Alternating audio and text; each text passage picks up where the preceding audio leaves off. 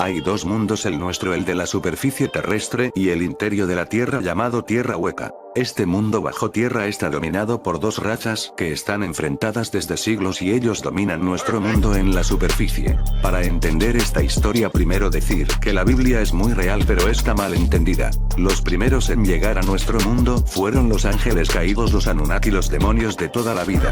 Su forma reptil, expulsados de su mundo, llegaron aquí por medio de un portal dimensional en el jardín del Edén hoy llamado Golfo de Adén. Ese portal aún se mantiene ahí y es el motivo de las guerras que hay en la zona. La guerra posiblemente es una cortina de humo. El CERN es lo más parecido que tenemos a ese portal dimensional y se está intentando abrir estos portales por algo que está por llegar pronto. Según un mito babilónico y sumerio, los Anunnaki fueron los hijos de Anu, el cielo. Anu, a su vez, era hijo de los hermanos Ansar y Kisar, dioses del cielo y la tierra respectivamente. Por tanto, Anu era nieto de los dioses fangosos Laamu y Lamu, guardianes del templo en Eridu, en el cual tuvo lugar la creación según el mito. Lo que convierte a los Anunnaki en los bisnietos de los guardianes del templo de la creación. Enlil, señor del aire e hijo de Anu, sustituyó a su padre al frente del consejo de los Anunnaki y esta decisión provocó una disputa entre él y su hermanastro Enki, el señor de la tierra, dios tritón del agua dulce, de la sabiduría, considerado por muchos como un alquimista. Los Igigi, los dioses menores, rehusaron continuar trabajando para mantener la armonía del universo y Enki, en el Shabbato Shapatu, creó a la humanidad para que ésta asumiera la responsabilidad de realizar las tareas que los dioses menores habían abandonado. Los Anunnaki, el alto consejo de los dioses y de Anu, fueron distribuidos por el planeta Tierra y el mundo subterráneo. Algunos de ellos fueron el propio Enki, Asaru, Asarualim, Asarualimnuna, Asarulutu, Namru, Nantillaku o Tutu. Durante siglos los Anunnaki vivieron y se mezclaron con nosotros. Sus imperios principales fueron Egipto, Roma, Inglaterra, Vaticano, Estados Unidos y Siberia. Los Anunnakis tienen ciudades bajo tierra principalmente en estas zonas. La Biblia lo llama infierno. Las famosas voces de Siberia son de estas ciudades bajo tierra donde viven seres humanos. La vida aquí tiene sus propias leyes y su propio idioma. Y es más que posible que la vida sea algo aterrador en este lugar, aunque muy difícil de imaginar. El famoso video de YouTube donde sale una mujer sin brazo hablando un idioma desconocido, Barbie. Abby sería de una de estas ciudades filtrado a nuestro mundo por alguna extraña razón. Luego llegó a la Tierra otra raza mucho más tarde que los Anunnakis, los llamados raza aria, y estos se asentaron en Germania y eran rubios de ojos azules. Entraron en guerra con los Anunnakis. Nosotros conocemos esas guerras como las guerras de los romanos con los bárbaros. Los Anunnakis se vieron obligados a montar su principal fuerza en Inglaterra. Tener en cuenta que la representación del Imperio Romano eran los Anunnakis. Solo pudieron mantener una pequeña ciudad bajo tierra, lo que se conoce hoy en día como Vaticano. Durante siglos los Anunnakis y la raza aria ha estado en guerras. La Primera Guerra Mundial y la Segunda. En el lado alemán la raza aria y en el otro los Anunnakis. Una pequeña parte de las desapariciones de niños y personas tienen que ver con estos mundos bajo tierra donde son llevados. La raza aria solo tiene ciudades bajo Alemania y la Antártida donde escaparon los nazis. Los nazis dijeron que sus superhombres residían debajo de la superficie de la Tierra y fueron los creadores de la raza aria. Los arios, por lo tanto, en el razonamiento de Adolf Hitler, constituyeron la única raza pura y todos los demás eran vistos como inferiores mutaciones genéticas. Los nazis bajo esta premisa manipularon los planes extraterrestres de volver a purificar la humanidad por la comisión de genocidio en contra de cualquier persona que no era un aria. Los principales líderes nazis creían que los superhombres volverían a la superficie de la Tierra para gobernar como antes lo hacían, entonces los nazis iniciaron su programa de purificación racial y estableció el Reich de 1000 años. Hitler no desarrolló su ideologías en el vacío. Uno de su más influyente mentor fue el propietario de una librería vienesa llamado Ernst Preschke. El Dr. Stein describe a Preschke como un hombre de aspecto maligno con apariencia de sapo. Preschke era devoto del misticismo germánico que predicaba la venida de la superraza aria. Hitler frecuentaba el negocio de Preschke y empeñaba libros cuando necesitaba dinero. Durante aquellas visitas, Preschke adoctrinaba a Hitler en misticismo germánico y con esto estimulaba a Hitler en el uso de drogas alucinógenas como instrumento para lograr la iluminación mística. Con esta información no pretendo llenarlos de miedo y desesperanza, solo tener presente las herramientas de posibilidades y probabilidades cercanas para estar preparados y atentos. Somos más grandes de lo que imaginamos y con un poder inimaginable por el cual ellos tanto se pelean. No obstante, desconocemos la agenda divina, seamos uno con nuestro Dios Padre / Madre Creador, pero sin olvidar en qué denso plano estamos viviendo esta realidad presente. Afectuoso saludo a todos mis amables lectores. Gloria H. Ya hemos explicado anteriormente qué es un portal dimensional. Un portal dimensional es una fecha de anclaje de energía, es una ubicación temporal que es aprovechada para diversos fines. Es una abertura multidimensional que permite el acceso de vibraciones e incluso de seres de otras dimensiones a nuestro mundo. Esta circunstancia puede ser espacial, lugar donde se da esta elevación vibratoria de forma permanente, como es el caso de algunos lugares sagrados, como Gizeh, o temporal, durante un periodo de tiempo determinado, o también puede ser las dos cosas. Para abrir un portal se requiere de la fecha de anclaje, 9 de septiembre de 2009, 10 de octubre de 2010, o por ejemplo los equinoccios, 23 de marzo de 2010, 3, cuyas energías son las que permiten la apertura del portal, para lo cual se hacen rituales y se toman en cuenta elementos importantes como las matemáticas, la astrología, la geomancia, numerología, meditación, la magia y energía humana en grandes cantidades, sí, tu propia energía. La geometría y las matemáticas, junto con los conocimientos planetarios y estelares, son la base para la construcción de los portales dimensionales, informa en una canalización pleyadiana del libro Tierra la gran Bárbara Marciniak. Es claro que muchos alucinan, critican e insultan cuando una y otra vez repetimos hasta la saciedad el tema de los reptilianos, los Anunnakis y las confederaciones galácticas, pero allí es donde está la clave de todo este asunto. No estamos locos, ni hablamos por hablar. Ahora bien, ¿pero qué con el portal abierto en Aren?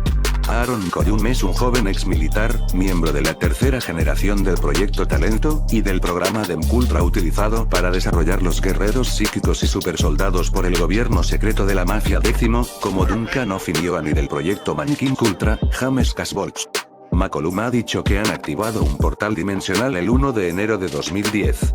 En la zona hay muchas bases subterráneas y el mayor portal dimensional de la Tierra cerca de Israel, el centro de operaciones de la masonería Illuminati.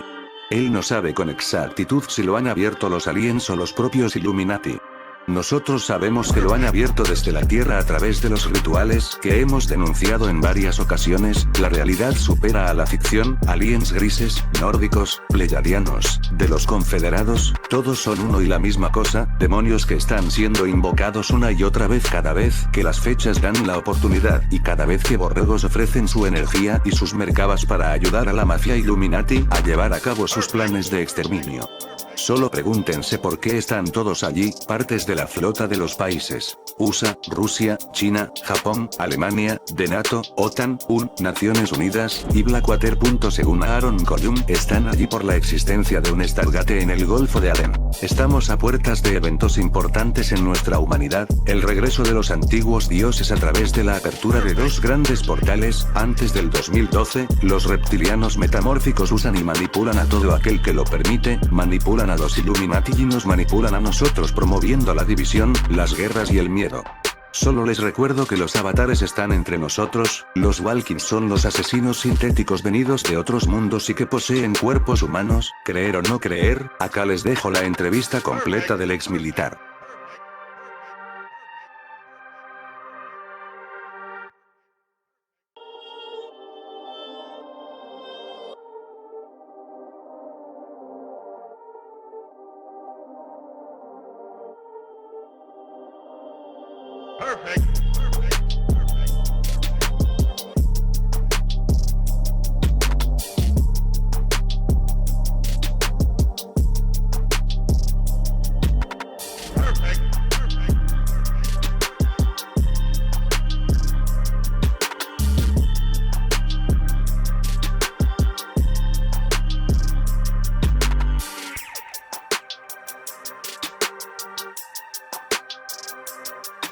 Los investigadores de la época clásica se confiesan incapaces de interpretar la escritura grabada en la Gran Pirámide.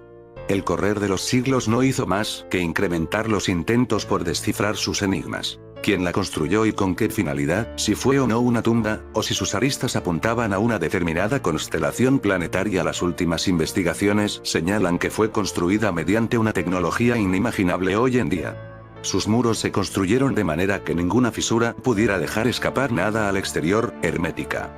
¿Qué experimentos se realizaron 732-1 allí? Según diferentes investigadores, en la Gran Pirámide se trabajaba con energía nuclear y se utilizaba para ello un complejo sistema de canales de ventilación que servirían para evacuar la presión y evitar una explosión en cadena. La energía producida podría servir como combustible para determinado tipo de naves. Por otra parte, las medidas de otro de los enigmas más inquietantes de la historia, el Arca de la Alianza, construida por Moisés siguiendo las indicaciones de Yahvé y muy parecida a otro tipo de arcas egipcias, encajan con asombrosa exactitud en el tanque de granito de la cámara del rey. Tecnología nuclear en el Egipto predinástico. ¿Cómo y para qué? La Gran Pirámide alberga el legado de antiguos conocimientos que se desarrollaron o aparecieron en las riberas del río Nilo mucho antes de SC01117XXX1 de la existencia del propio Egipto.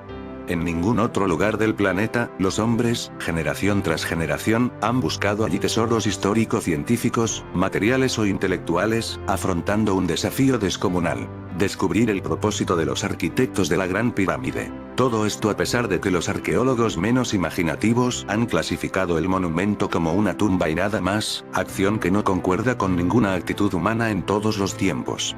En la meseta de Giza, entre un paisaje monocromático de tonos ocres, emergiendo de la arena del desierto, se levantan prominentes, casi 3 millones de bloques de piedra que pesan cada uno entre 2 y 60 toneladas. Pese a tan descomunales proporciones, sus errores de nivel, angulación, orientación y simetría se encuentran solo por milímetros. Para los historiadores griegos y romanos, 171 así como también, para la arqueología oficial actual, fue una ostentación de locura y riqueza realizada sin máquinas, por medio de la fuerza bruta, y su perfecto acabado se logró por mera casualidad, aduciendo para ello que la ciencia matemática se inició en Grecia, mientras que en Egipto solo existía una geometría incipiente comparable a un nivel de enseñanza primaria. Por esta razón se hace visible una inconsistencia cronológica en la construcción del monumento, así como también en la identidad de los arquitectos de la obra. El interior de la pirámide parece encontrarse en el mismo estado en que lo hallaron los árabes en el año 820 de nuestra era. Aunque el cofre de granito rojo es su único elemento decorativo, la ausencia de ornamentos no hace sino engrandecer su interior. Nada queda de todo lo que pudieran haber contenido la cámara del rey, la de la reina y la del caos.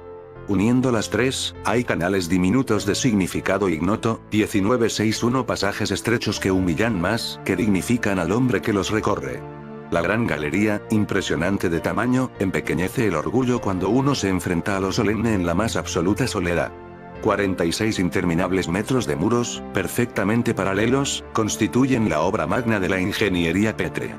Todo un entramado que no guarda ni un solo jeroglífico, ni una sola inscripción, ni el más mínimo relieve realizado por la mano de los constructores en ninguno de los 2.800.000 bloques de piedra, en los casi 3 millones de metros cúbicos de roca, en los 7 millones de toneladas de piedra erigidos como homenaje a la mística, a la ciencia o a la locura.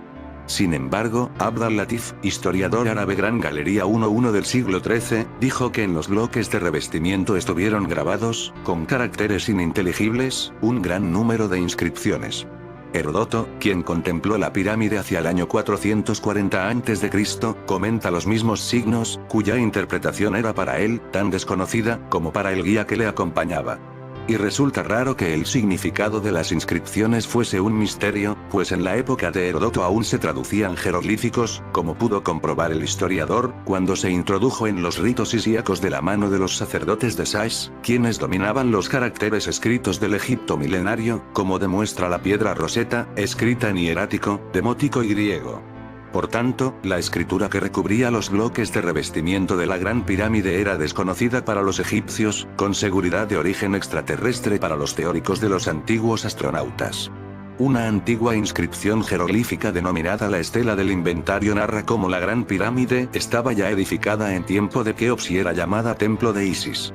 Los grandes dignatarios extranjeros visitaban el monumento de los antepasados. La idea generalizada de que la Gran Pirámide es la tumba de Keops puede ser cierta, ya que la misma estela cuenta que el faraón se hizo enterrar junto a ella o dentro de ella. Además, existen pruebas que avalan la teoría de que el monumento fue habilitado por Keops con fines propios. A este respecto, hay que tener en cuenta Imageskabji y Zincop algunas consideraciones. En primer lugar, se aprecian en la pirámide las manos de dos maestros de obras. Uno de ellos, el arquitecto original, que trabajaba a la milésima de milímetro. El otro, menos minucioso, ha dejado su huella en lo que bien pueden ser considerados los trabajos de Keops dentro de la pirámide. Entre sus obras se encuentran las 28 entalladuras que recorren la gran galería, realizadas de un modo imperfecto, con prisa, apartándose de la meticulosidad con que está construido el monumento. Este número de entalladuras ha llamado la atención de los egiptólogos, ya que Keops era, precisamente, el 28º rey después de Menés, según la sucesión de las dinastías de Manetón. Se desprende de ello que la gran galería sería un homenaje a los antepasados del faraón. Este argumento está avalado por dos antiguos autores Energi de ambos bosnia árabes. Abu Yaqub escribió: allí se encuentran pinturas y estatuas yacentes o de pie y otras muchas cosas, de las que no se conoce el significado. Ibrahim Wasif Shah relató, que en la pirámide oriental se habían guardado las estatuas de los abuelos de Keops. Las huellas de martillos a todo lo largo de la gran galería y situadas sobre el tercer saledizo, pueden cubrir alguna antigua inscripción o los nombres de reyes pasados. Tal vez fue este el motivo por el cual el faraón Keops fue odiado por su pueblo, según narraron a Heródoto, por haber utilizado este antiguo templo del Sis como el lugar donde construir su tumba. En dinastías posteriores, posiblemente durante la sexta, la Gran Pirámide fue saqueada por un pueblo dirigido por los sacerdotes, que destruyeron todo lo que Keops hizo en el interior del monumento, intentando incluso que su nombre desapareciera de los anales del imperio. Por eso el faraón resulta para la arqueología un perfecto desconocido, del que solo ha subsistido una pequeña estatua de 9 centímetros de alto que se conserva en el Museo de El Cairo.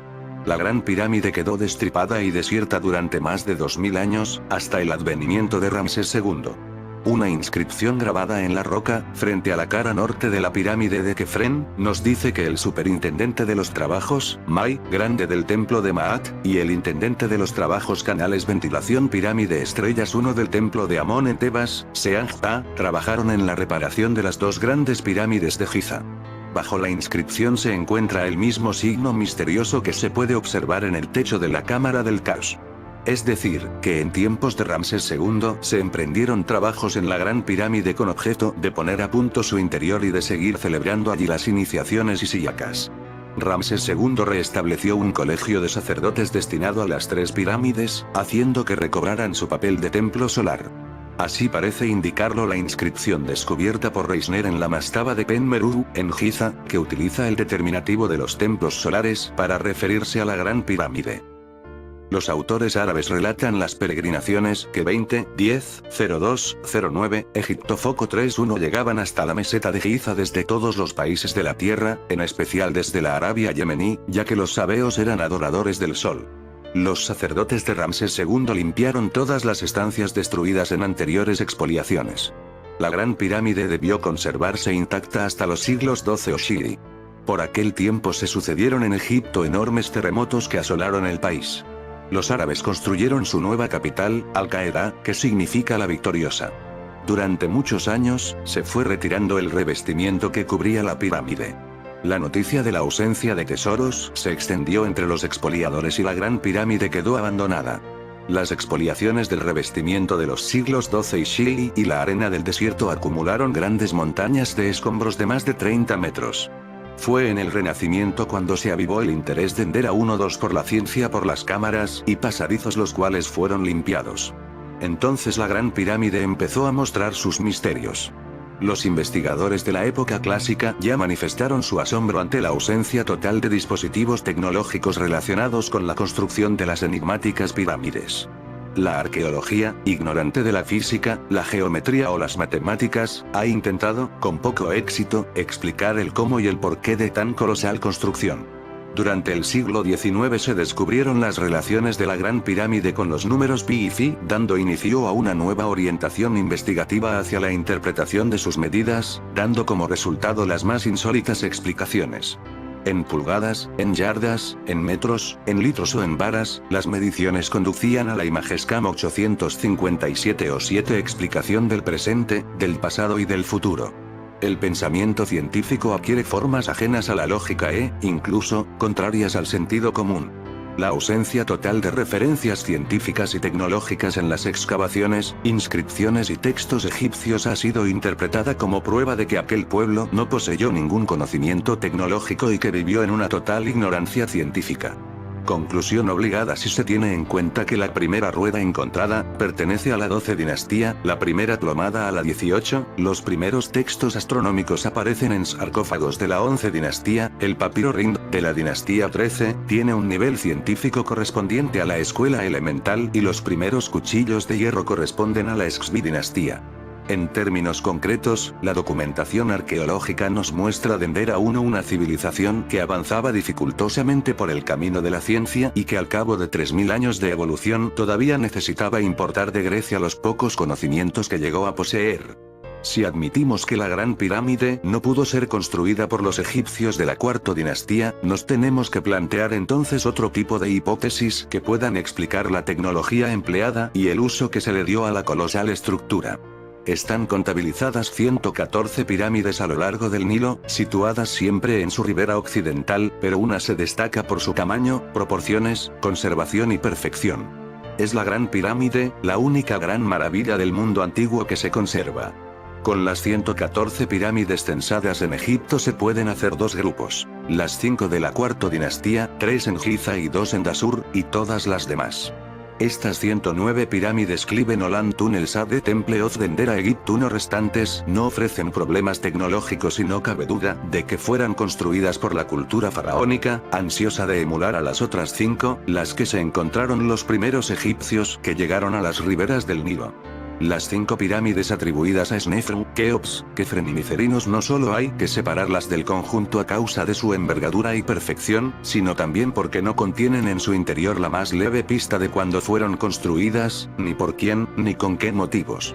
Por el contrario, todas las demás pirámides e incluso las tumbas de la cuarta dinastía están repletas de jeroglíficos, esculturas y relieves que hacen fácil su datación. Y si ello es así, también su utilidad puede ser diferente y por tanto cuestionada. Existen diversas teorías que tratan de explicar su existencia y funcionabilidad, tales como el de servir como antenas emisoras receptoras, como pila Irak batería Badagun hitos geodésicos, como almanaque de tiempos pasados y futuros, como templo de iniciación, como archivo de conocimientos de antiguas civilizaciones ancestrales desaparecidas o como observatorio astronómico. Tal vez no sea nada de ello, o quizás sean todo eso a la vez. Pero hay más, porque si partimos de que la Gran Pirámide no fue construida por los egipcios, tendríamos que considerar a los constructores como una raza de seres poseedores de una avanzada tecnología desconocida incluso en nuestra moderna era espacial. Una de las grandes incógnitas que plantea la Gran Pirámide, es el hecho de que vulnera el principio de economía en cuanto al trabajo empleado. Observando nuestro alrededor, nuestra actual industria de la construcción es capaz de realizar losas anguladas perfectas y nuestros albañiles están capacitados para unirlas en íntimo pirámide 10-1 contacto, pero el principio de economía señala que tal alarde sería una completa tontería, ya que multiplicaría por 10 el tiempo de ejecución, con el consiguiente aumento dinero invertido. Es decir, poseemos una técnica que nos permite rozar la perfección, pero no es necesario emplearla. Distinto es que se revista con cerámica una nave espacial. Entonces sí es necesario el íntimo contacto de las piezas para evitar el calor producido por el rozamiento cuando la nave choca contra la atmósfera. En la Gran Pirámide trabajaron sin que importara el principio de economía. Y, además, sin motivo aparente, ya que para una tumba no hacía falta tal derroche de técnica. La única respuesta coherente es que si en las juntas de los bloques de revestimiento de los corredores y de las cámaras images KO7U65 no caben ni el filo de una cuchilla de afeitar, es porque el constructor necesitaba que el conjunto fuera hermético. ¿Cuál era la razón? Los pocos bloques de revestimiento que aún se encuentran en la cara norte delatan su estampa inicial. Hoy solo quedan en su lugar 3 o 4. Originalmente tuvo 27.000 bloques, perfectamente encajados y pulidos. Como realización tecnológica de alta precisión no existe nada en el mundo entero que iguale este revestimiento calcáreo. La tarea parece imposible. No existen sobre el pavimento huellas de arrastre, ni tampoco puntos de enganche para grúas o cuerdas. Además, para mayor asombro, colocaron en las juntas yeso de rápido fraguado, que obligaba a colocar el bloque al primer intento, sin posibilidad de efectuar posteriores intentos. En la actualidad, para las mejores escuadras calificadas por la industria moderna, con la norma DIN 875, se admiten errores de más o menos 0,03 milímetros por metro. Enigma Arca Alianza Leyenda Destrucción Masiva 1167-96-03, cantidad algo superior a los errores de angulación y paralelismo de la obra egipcia. Como los mejores instrumentos no ópticos miden con errores de más de 300, se demuestra que los egipcios debieron poseer instrumentos ópticos y, además, de alta precisión, ya que el anteojo de autocolimación corriente, por ejemplo, da errores del orden de los 5. La construcción de cada uno de los bloques de revestimiento, de 20 metros cuadrados de superficie, es una tarea equivalente al pulido del espejo del telescopio de Monte Palomar. Para comprender la magnitud de la obra egipcia, bastará observar que se fabricaron 27.000 de estos bloques. Lograron, hace miles de años, producir en masa lo que la industria moderna solo produce a escala artesanal. La agrimensura moderna, conducida por GPS, teodolitos, cronómetros y tablas astronómicas, admite para el cierre de polígonos un error del 0,3%, que corresponde a un error de 10 traducido en error angular. Ningún procedimiento propuesto ha logrado explicar cómo consiguieron los egipcios tal exactitud. La pirámide de Kefren tiene el mismo error de orientación que el Keops 1 a Gran Pirámide, es decir, 5,31. Y cabe preguntarse por qué orientaron a ambas con la misma desviación, cosa no imputable a la casualidad. Los antiguos egipcios tuvieron el equipamiento necesario para construir una base de 53.000 metros cuadrados con una orientación de 0,0. Es evidente, entonces, la completa disociación entre una ciencia avanzada y lo que aparece en sus pinturas y escritos. La diferencia entre el análisis arqueológico y el análisis tecnológico llega al extremo de mostrarnos dos mundos distintos que marcharon en sentido contrario, uno que aprende con lentitud y otro que olvida rápidamente. Lo que supuestamente surge en los inicios de la civilización egipcia pudiera no ser el producto de una generación espontánea, sino el final de una trayectoria de tradición.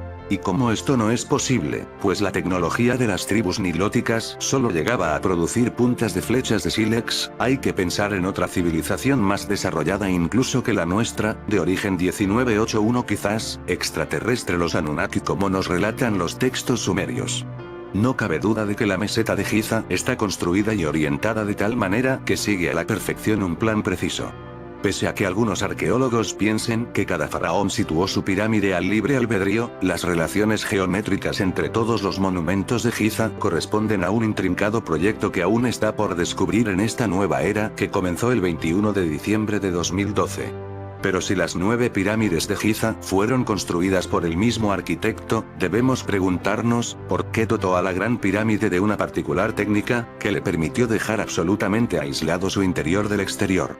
Porque, según todos los indicios, tan colosal monumento sirvió como fábrica de Schlangenstein una energía muy especial. En el interior de la Gran Pirámide el tanque de granito es más grande que los corredores que llegan hasta la cámara del rey.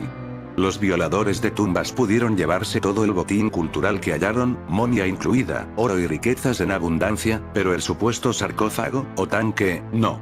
El ingeniero que diseñó la pirámide le concedió una importancia inusual, por ser el centro donde se acumulaba la energía suministrada por la máquina piramidal, reactor.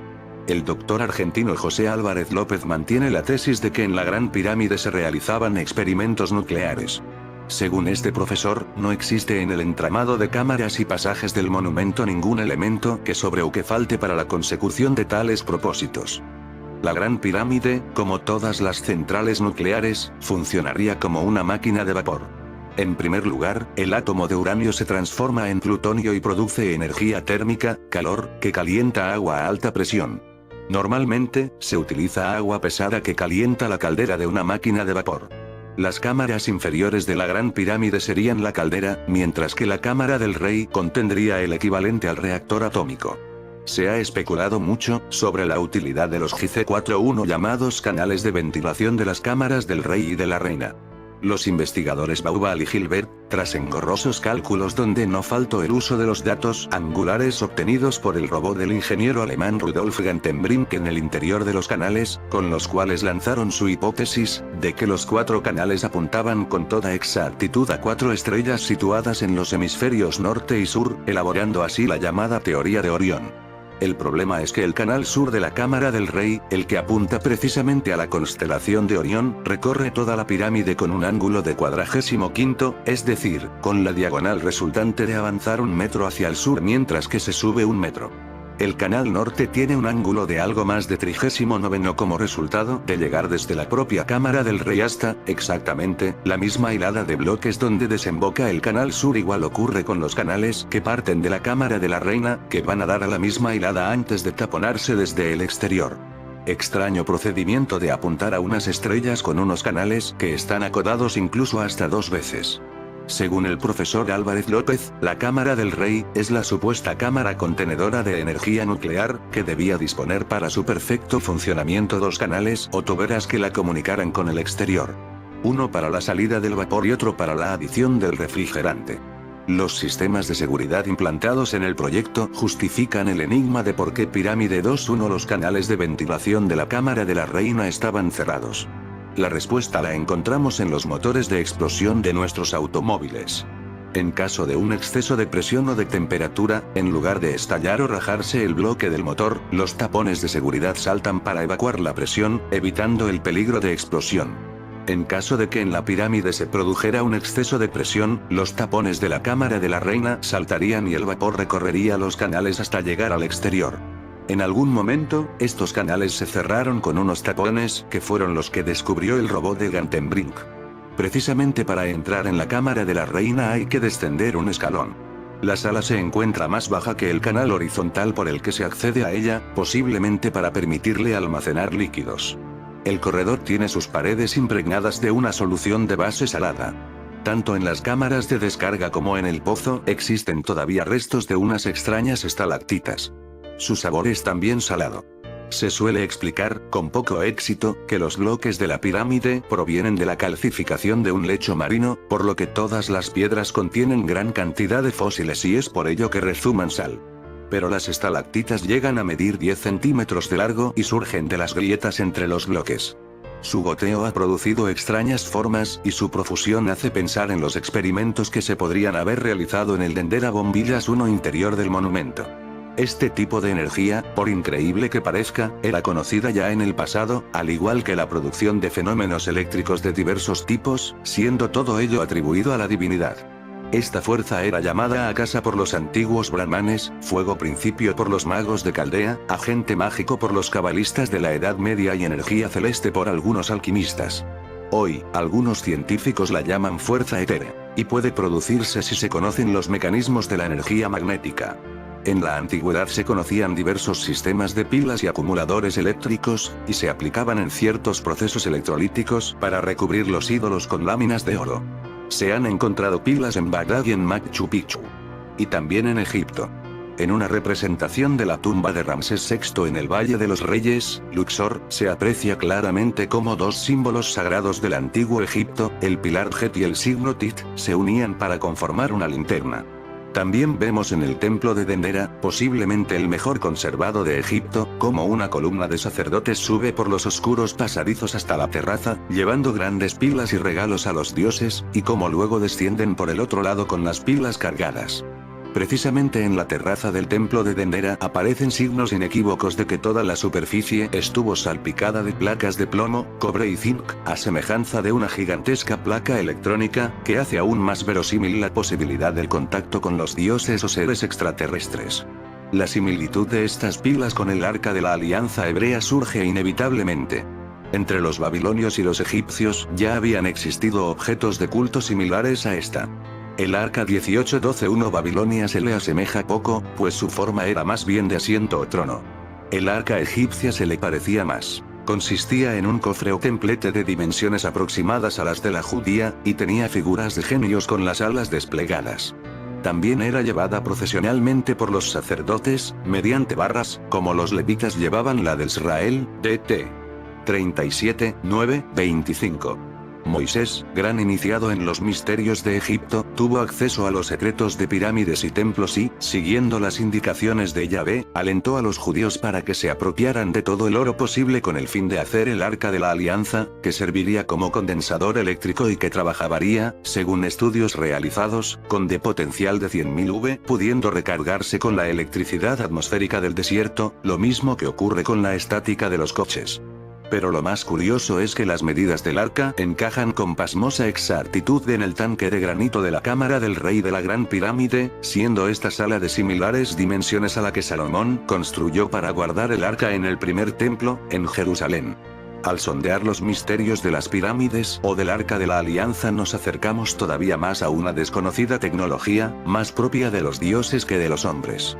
Unos dioses de extraños comportamientos que dejaron en la meseta de Giza o en el desierto del Sinaí señales de su paso, aunque estuviesen escondidos tras una nube o gran pirámide de Giza 1-1, imponiendo su criterio bajo las amenazas de su poder.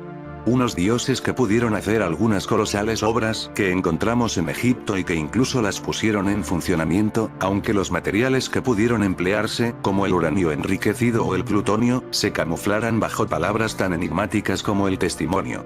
Nuestros alcances científicos ya nos permiten evaluar la tecnología aplicada en la Gran Pirámide y comprender el significado de algunas extrañas frases de los libros sagrados. En el arca pondrás el testimonio que yo te voy a dar. Éxodo 2:16.